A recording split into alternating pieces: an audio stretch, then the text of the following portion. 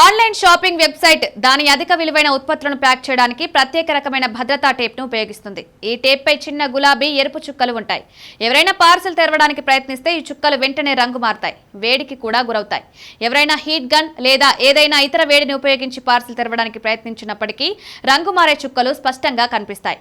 ఎవరో పార్సెల్ను ట్యాంపర్ చేశారని స్పష్టమవుతుంది. ఈ సాంకేతికత చాలా సురక్షితమైంది. ఎవరైనా ఎంత తెలివిగా పార్సెల్ తెరవడానికి ప్రయత్నించినా వీలు కాని పరిస్థితి ఉంటుంది.